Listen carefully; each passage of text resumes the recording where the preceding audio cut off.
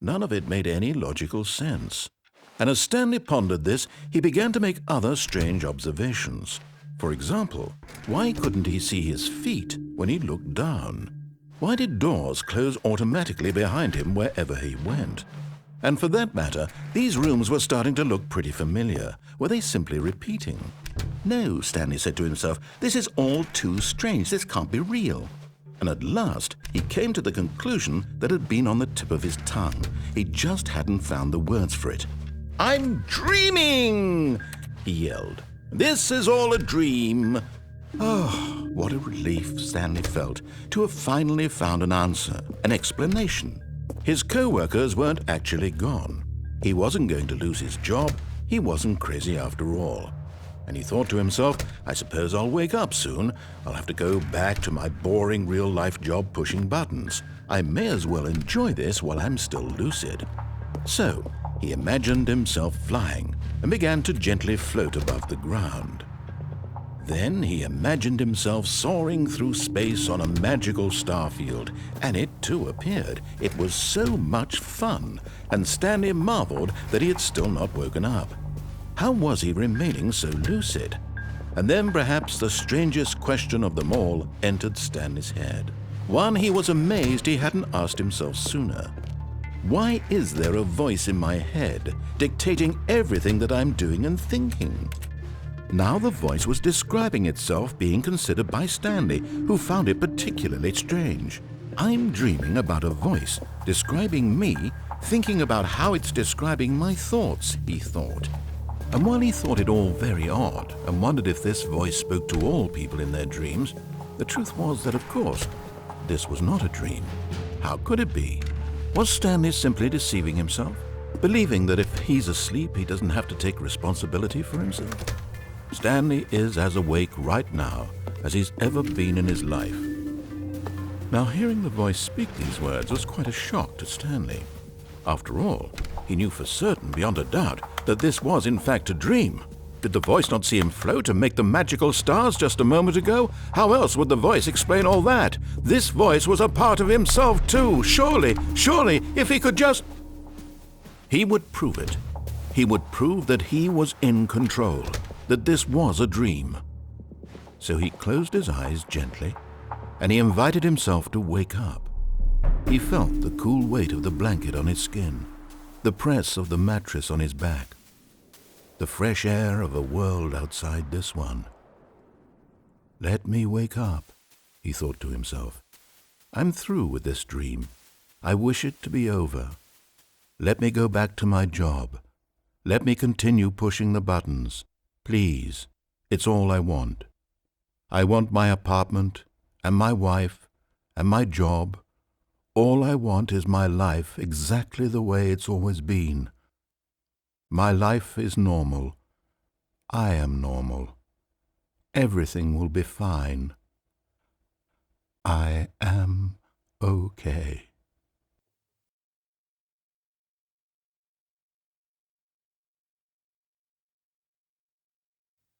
Stanley began screaming.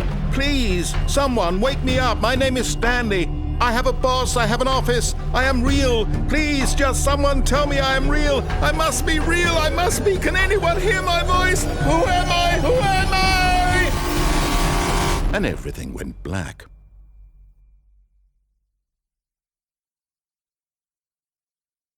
This is the story of a woman named Mariella. Mariella woke up on a day like any other. She arose, got dressed, gathered her belongings, and walked to her place of work. But on this particular day, her walk was interrupted by the body of a man who had stumbled through town talking and screaming to himself, and then collapsed dead on the sidewalk. And although she would soon turn to go call for an ambulance, for just a few brief moments she considered the strange man. He was obviously crazy. This much she knew. Everyone knows what crazy people look like. And in that moment, she thought to herself how lucky she was to be normal. I am sane. I am in control of my mind. I know what is real and what isn't. It was comforting to think this, and in a certain way, seeing this man made her feel better. But then she remembered the meeting she had scheduled for that day.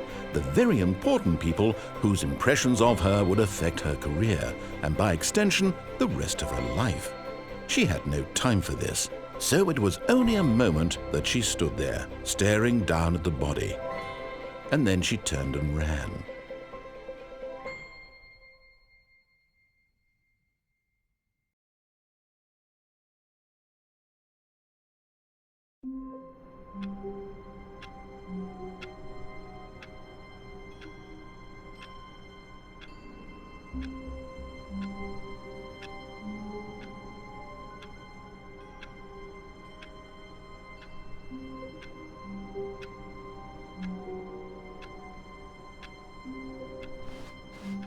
All of his co-workers were gone. What could it mean? Stanley decided to go to the meeting room. Perhaps he had simply missed a memo.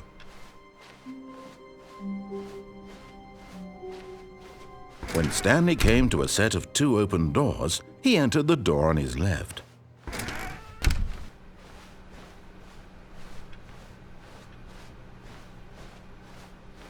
Yet there was not a single person here either.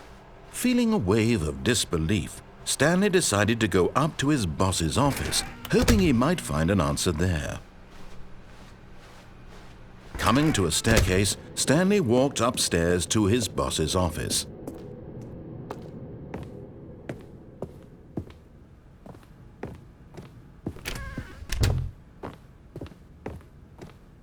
Stepping into his manager's office, Stanley was once again stunned to discover not an indication of any human life. What could it mean? Stanley wondered aloud to nobody. He began wildly tearing through papers on the boss's desk, pulling books off the shelf, looking behind paintings, desperate for clues to his situation. But his attention was caught by a keypad behind the boss's desk. What could its purpose be? In fact, this keypad guarded the terrible secret that lay buried below his feet. And so the boss had assigned it an extra secret PIN number, 2845. But of course, Stanley couldn't possibly have known this.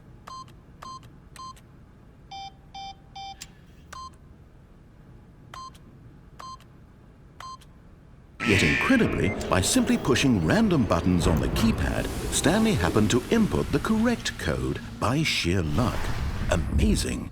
He stepped into the newly opened passageway.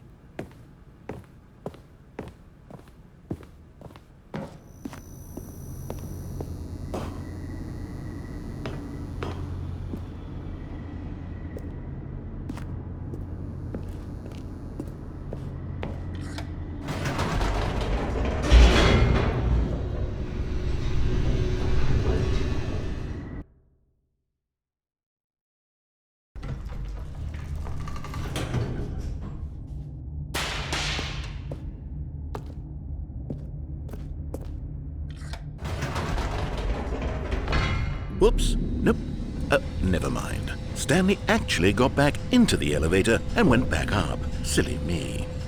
Why did Stanley do that when he knew that it would just lead back to his boss's office? Well, that's a great question. I just can't wait to find out.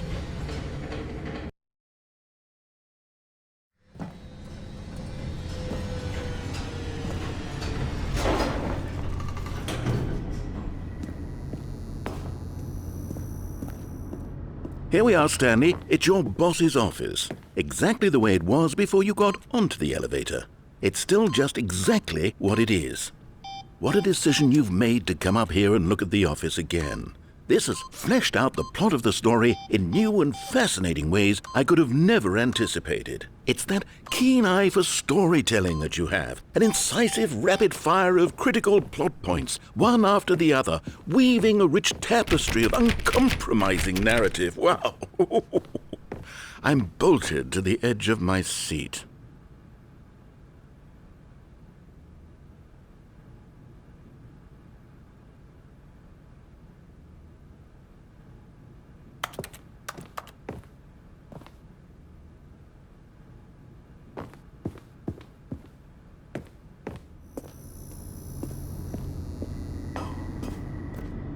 Incredible. Now he's getting back into the elevator and going down again. Ladies and gentlemen, how does he keep coming up with all of this? Surely this time Stanley will walk forward into the spooky corridor, won't he? Stanley walked straight ahead through the large door that read Mind Control Facility. Although this passageway had the word escape written on it, the truth was that at the end of this hall, Stanley would meet his violent death. The door behind him was not shut. Stanley still had every opportunity to turn around and get back on track. At this point, Stanley was making a conscious, concerted effort to walk forward and willingly confront his death.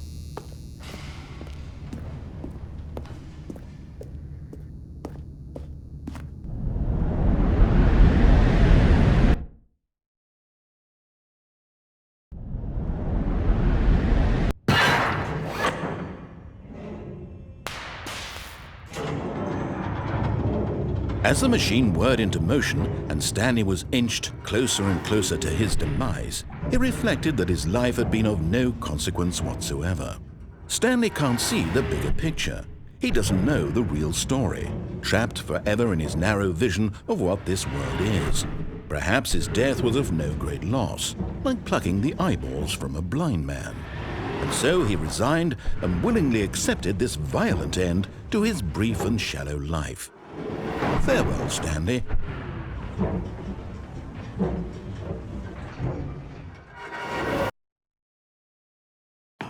Farewell, Stanley, cried the narrator, as Stanley was led helplessly into the enormous metal jaws.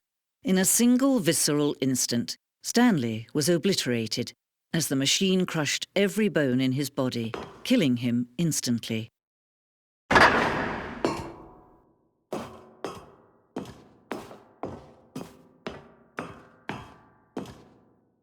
And yet it would be just a few minutes before Stanley would restart the game, back in his office, as alive as ever. What exactly did the narrator think he was going to accomplish? When every path you can walk has been created for you long in advance, death becomes meaningless, making life the same. Do you see now? Do you see that Stanley was already dead from the moment he hit start?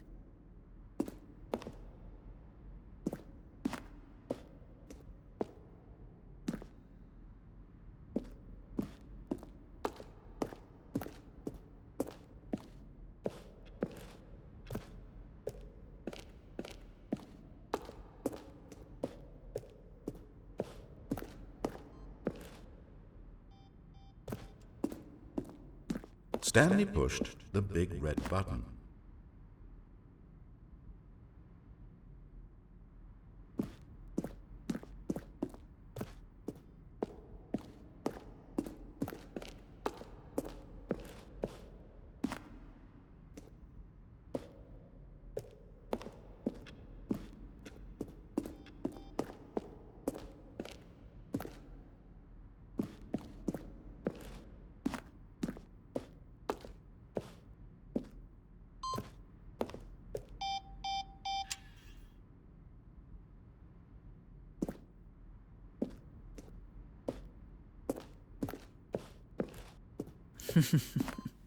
Oh, look at these two. How they wish to destroy one another.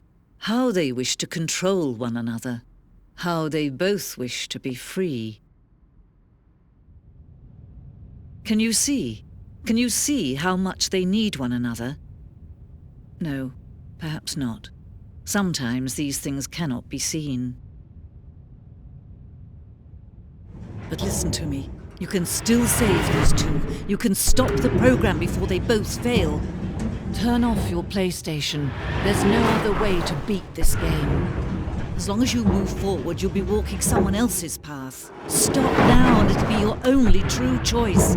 Whatever you do, choose it. Don't let time choose for you. Don't let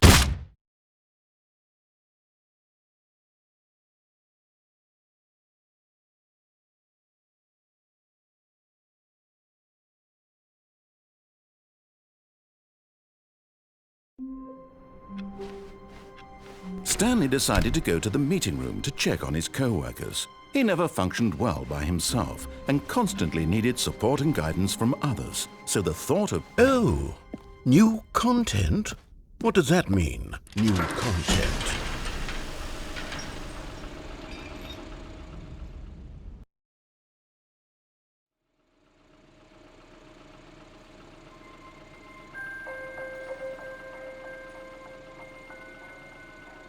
Hello, and thank you for playing the Stanley Parable Ultra Deluxe.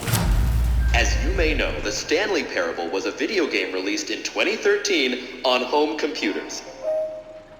After receiving critical and commercial success, it was expanded upon in 2022 with the Stanley Parable Ultra Deluxe, a reimagining of the game for consoles and home computers. The Stanley Parable Ultra Deluxe features exciting new content that broadens and expands the world of the Stanley Parable, delighting audiences the world over. Please, step inside and see what thrilling new adventures await in the Stanley Parable Ultra Deluxe. Oh, well, this sounds delightful. I'm very excited to see the thrilling new Ultra Deluxe content. Okay, so far it's an elevator. Nothing special yet, but I'm sure it's just the beginning of a mesmerizing adventure.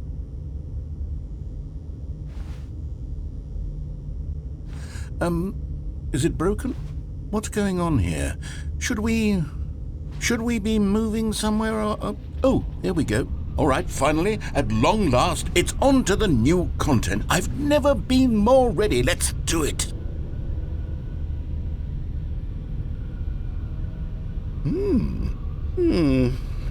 I have to say, initial impressions of Stanley Parable Ultra Deluxe, mostly tedious.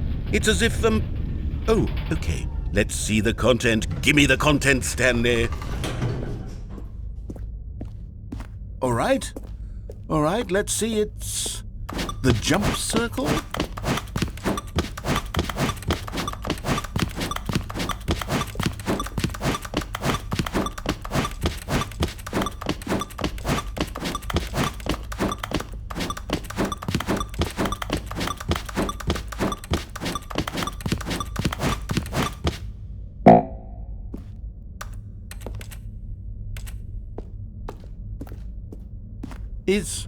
Is that it? Surely that's not all the new content. There has to be something else, right? Goodness. Another elevator. Stanley, I have to say, initial impressions of this game are not positive. It's just elevators and jumping. Is this what passes for exciting new content? If this is new content, then I could just read you the whole dictionary. There's 20 hours of new content right there. Hell, I could count to 30 trillion. You could put that on the box. The Stanley Parable Ultra Deluxe, now with over 1,000 hours of new content. And oh, wait, there's more. Very good. Yes, I knew there had to be something else. Let's see it. I'm ready for whatever it is. That's it? Oh, you've got to be kidding me. You see, Stanley? This is what happens when greedy video game developers with no respect for their fan base rush a cheap expansion to market for no reason other than to make an easy dollar. And don't get me started on the level of craftsmanship that's gone into it. In fact, I'm looking right now at the game's trophies, and it's hard to believe one of them actually says, "Test trophy, please ignore." What quality assurance department signed off on this? I'm infuriated and I'm offended, and I intend to find these people on Twitter and hold them personally accountable. It's my fault, Stanley. I built up too much anticipation around the new content, I'm afraid. It could never have lived up to such expectations. If you're still with me, why don't we just reset the game and we'll try to get back to what the Stanley Parable is really about. No frills, no gimmicks. Just you and me having a great time together like always. What do you say, friend?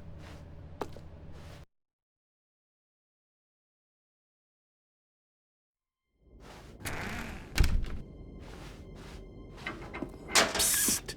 Stanley! Come over here! In the vent! I want to show you something!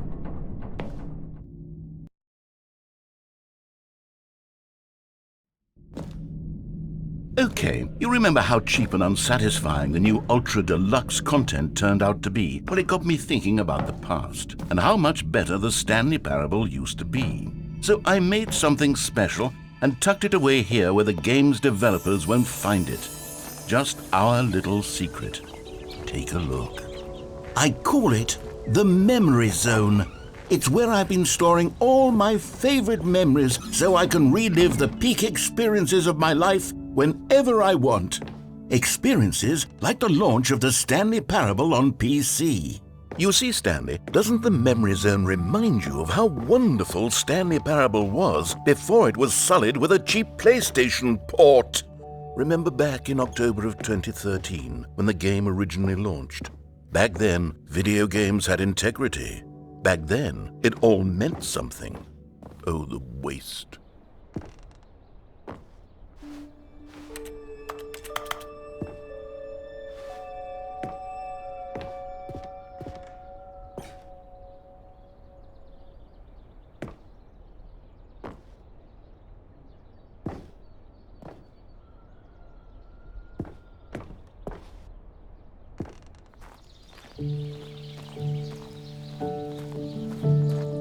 And over here is where I keep reviews of the Stanley Parable. Like this stunning triumph of games journalism, 10 out of 10 from Destructoid.com. James Stephanie Sterling writes, and I quote, "Where so many games that aspire to be more than games end up less than any form of art, Stanley Parable strives and then succeeds to be every game ever created." Did you hear that, Stanley? Every game ever created. That's how grand and all-encompassing the original Stanley Parable was. It was literally every game ever created. It was Skyrim, it was Persona 3, it was all of them, and now it's nothing. It's no games at all. It isn't even the Stanley Parable anymore. It's just a husk now, a lifeless husk with an hour of new elevator content.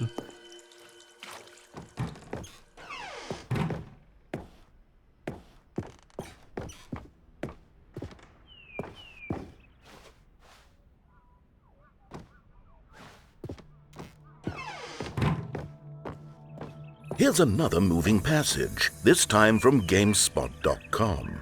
The Stanley Parable is both a richly stimulating commentary on the nature of choice in games and one that offers some of the most enjoyable, surprising, and rewarding choices I've ever been confronted with in a game. 9 out of 10. Don't you get it, Stanley? The game was perfect. It didn't need anything else. It didn't need new content. All they had to do was transport it in pristine condition along to the PlayStation, boom, done. And they couldn't even do that. Couldn't resist the urge to go meddling with a beloved franchise.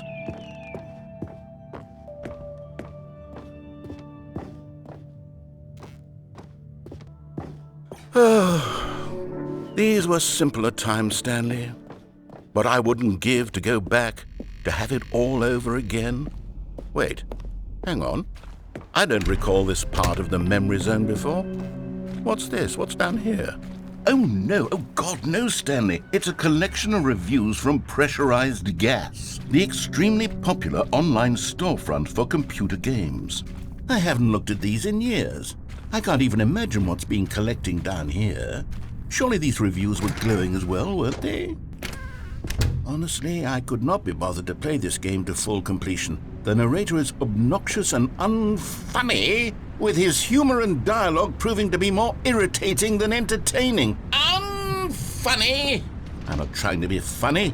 I'm trying to make a serious work of art. I suppose I could write up a handful of gags to insert into the Stanley Parable, but the game is already such a densely layered web of profound philosophical insights that I can't even imagine where I'd have the room to stick them. Okay, let's see what this one says. While the idea for the game is good, for someone who prefers non-linear games, this preachiness gets annoying fast. Preachy? Stanley? I'm not preachy, am I? You can tell me if I'm preachy. Honestly, you can. Oh, goodness. This is actually quite shocking for me. To be honest, I had always thought of the game's dialogue as being rather terse to begin with. You can't know how much fluff I cut from the game to get it to feel as light and airy as it... well, I always thought it did. but maybe it wasn't. Oh dear. What an awful memory to have to hold on to. These black marks are my otherwise unimpeachable track record. I feel like a failure. Like I let these people down. Perhaps the Stanley parable isn't quite as sterling as I always... What's this one got to say? You constantly have to stop doing anything so the narrator can catch up with his long-winded explanations of what's happening. I wish there was a skip button. A skip button? Well, yes. Yes, I think we can do that. If I'm truly too preachy, then maybe letting you skip ahead for just a moment, surely it couldn't hurt. Not if it means we can strike these negative reviews from the record. Only positive reviews of the Stanley parable. That's my motto today, and it's always been my motto. I'd do anything for the customer, Stanley. Yes, a skip button we shall have. And here it is. Go. Oh, you're back, you see. You were only frozen in time for a few minutes, but it was plenty of time for me to deliver a long, rambling monologue full... Well, there's...